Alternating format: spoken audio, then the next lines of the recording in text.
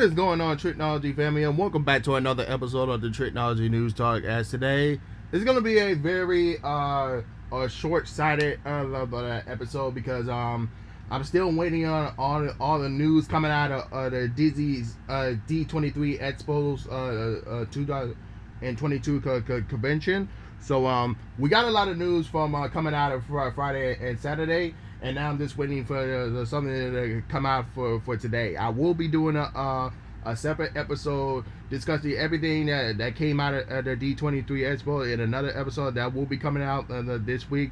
But for this week, we're just going to be covering everything that's going on in the mainstreams today, and what's to come for this week as well. So without further ado, let's get started. So, as of tomorrow, the 74th Primetime Emmy Awards is going to be tomorrow, and Kenan Thompson will be hosting the show, and I'm going to be going over some of the major nominees that's been announced. So mostly one major show got at least like 12 nominees that got the most nominated. It's the show, the Succession, that be on HBO, and then also they even got most of all the category of nominees with 25. So that's coming. They're very interesting. But let's go over the main nominee categories to see what we got here. So first up, for outstanding comedy series, we got About Elementary, Barry, Curb Your Enthusiasm, Hacks, The Marvelous Miss Marvel, Only Murders in the Building, Ted Lasso, and What Do in the Shadows. And then for outstanding drama series, we got Better Call Saul, Europa, Aquazar, Servants, Squid Games, Stranger Things, Successions, and Yellow Jackets. And then for outstanding limited or anthology series, we got Dope Sick, The Dropout, Inventing Anne, Pam and Tommy, and The White Lotus. And then for the outstanding competition program, we got The Amazing Race, Lizzo's Watch Out for the Big Girls, Nailed It, RuPaul's Drag Race, Top Shelf, and The Voice. And then for outstanding variety talk series, we got The Daily Show with Trevor Noah, Jimmy Kimmel Live, Last Week Tonight with John Oliver, Last Night with Seth Meyers, and The Late Show with Stephen Colbert. And then for the outstanding virtual sketch series, we got The Black Lady Sketch Show and Saturday Night Live. So that's all the big major announcements. So the Governor Award will be presented to the Gina Davis Institute of the Gender and the Media. So like I said before, the show that got the most awards is Succession. Along with that, you got Ted Lasso, The White Lotus, Drop Sick, Barry, Squid Games, About Elementary, Only Murders in the Building, Hacks, The Dropout, Saturday Night Live, The Murder of Miss Marvel, and those are the ones that got the at least like five or more nominees. So that's very interesting. So and then also HBO, Hulu, Netflix, Apple TV, and Showtime.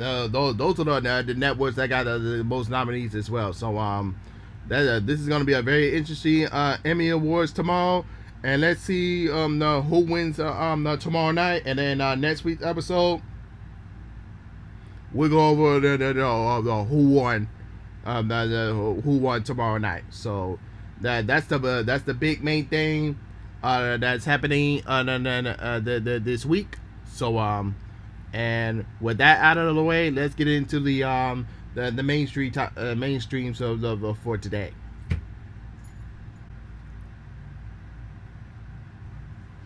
First one up today is Brenda Fraser in tears while the whale gets a 6-minute standing ovation. And this is what the Variety has to say.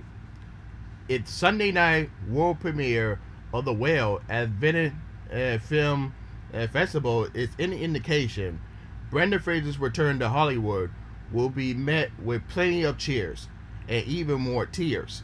While the credits roll of the Darren Alfredo drama, in which Fraser plays a 600-pound man confined into a wheelchair, the actor was overcome with emotions. Fraser sobbed through the 6-minute standing ovation, which is likely to put him in the forefront of this year's Best Actor of the Oscars race. So that's going to be very interesting. And I don't know when that movie come out. Let me check and see when that movie comes out. I'm pretty sure it's gonna be this year, but we'll see.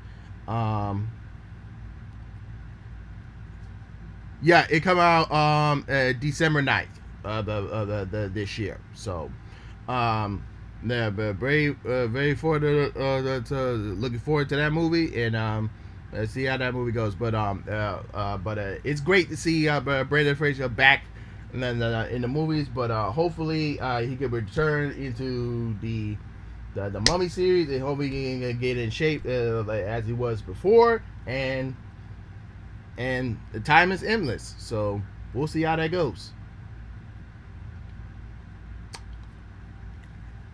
Anchor wins Best Animated Program Emmy. So this is what the deadline has said. Call it a third time lucky. Netflix has won Best Animated Program at the Emmys, with Anchor picking up the award at the Creative Arts ceremony. It marks the first time that a streaming show has picked up the award.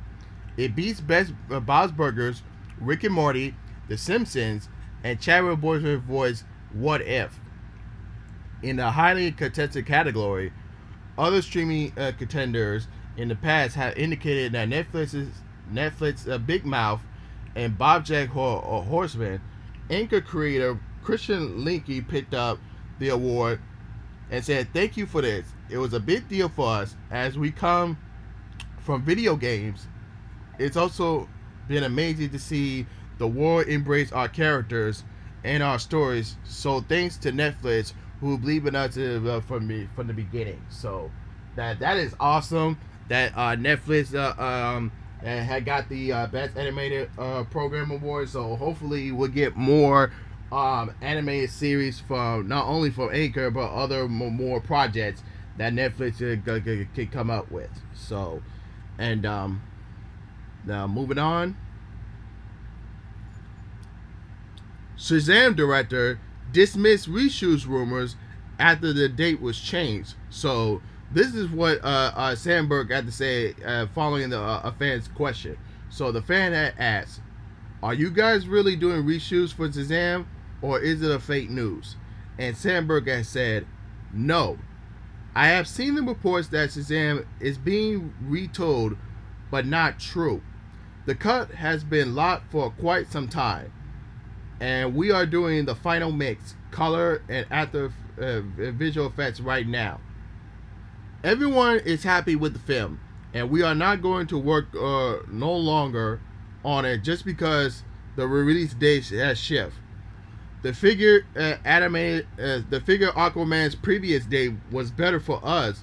The reason we moved definitely was not shooting more." So, if it based on Cyber's comments, it feel like they're very confident in what they are in all the shots that they got. So they're pretty confident from there. So if they wanted to, they could. But like I said before, they feel confident in what they got. So let's hope it turns out that they're really good. And then moving on. Rings of Power open to a record-shattering 25 million viewers. And this is what NBC CNBC had to say. Amazon's first episode of its The Lord of the Rings, The Rings of Power series attached to over 25 million viewers globally in its first day, making it the biggest ever debut for a show in Prime Video streaming service. The series has based on the adaptation of J.J.R. Tolkien's The Lord of the Rings books and the most expensive television series of all time.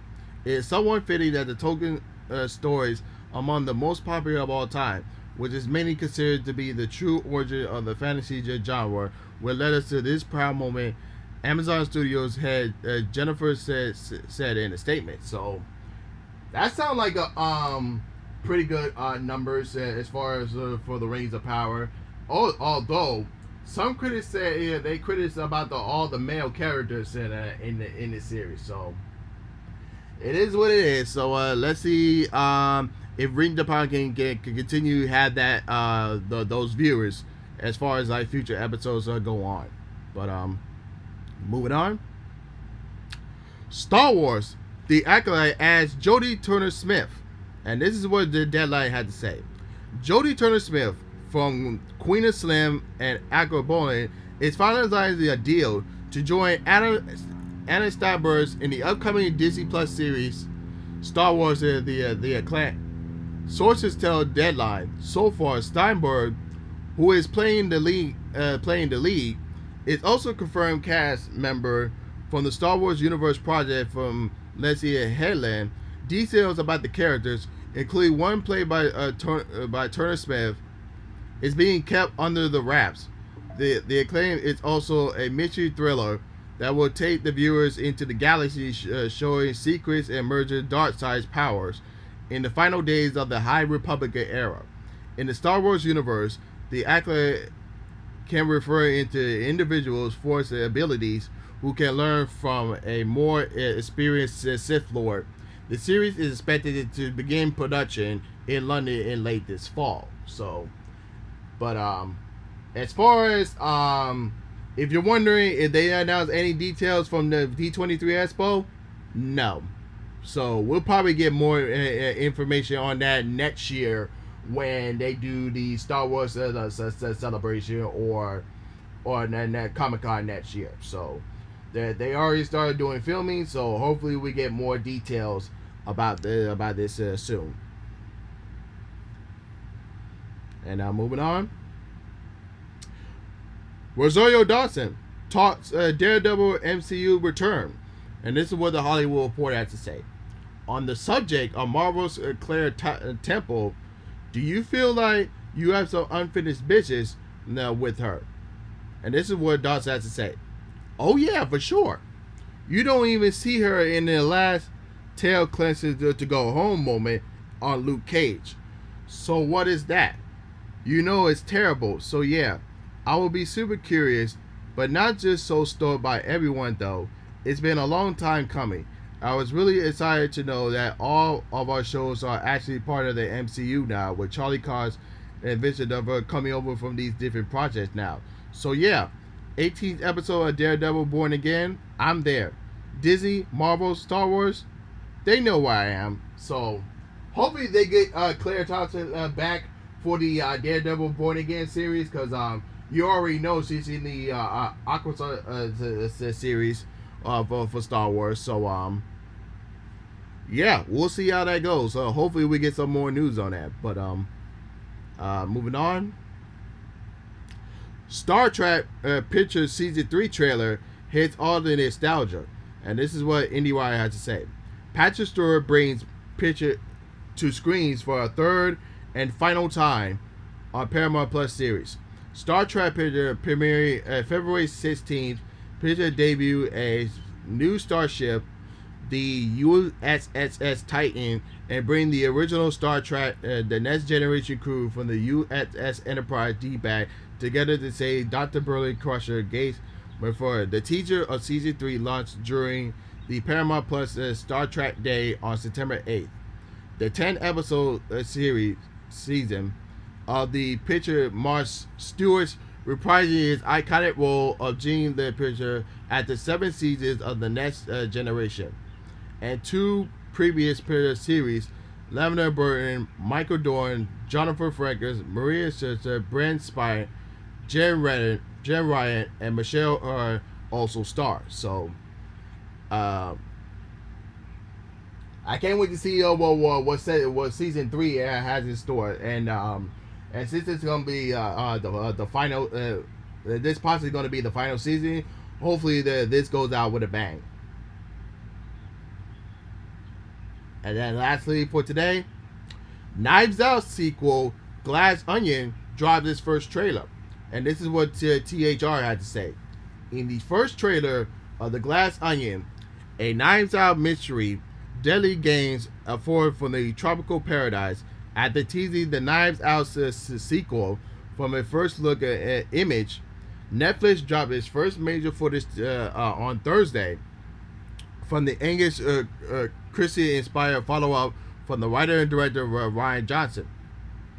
The movie promised the return of Daniel Craig's detective Benoit Blanc, who travels to Greece for an unrivaled mystery, following a whole new cast of colorful suspects played by some of Hollywood's biggest names. Unlike its Darkwood, Old Money Mansion mystery processor, the minute of the half trailer of Glass Onion promised a more tropical William Ewan that sees the movie's colorful cast of characters face danger in every turn after joining each other on a yacht to island getaway where everyone is a potential suspect. So I can't wait to see Glass Onion, because the very first Knives Out was really great, and I hope that the Knives Out 2 turns out really great as well. So and then that's all our news for today. And then and like I mentioned in the beginning of the episode, once I have all the news coming out of the D23 Expo, we're gonna do a separate episode on that that'll be coming up this week. But that's all our news for today. Let me know in the comment section below. Let me know your thoughts and opinion. And then also, if you're listening to me on Google, on Spotify, Anchor, Google, and Apple Podcasts, don't forget to follow me there as well. But other than that, this is Trico, and I'm signing off. Peace.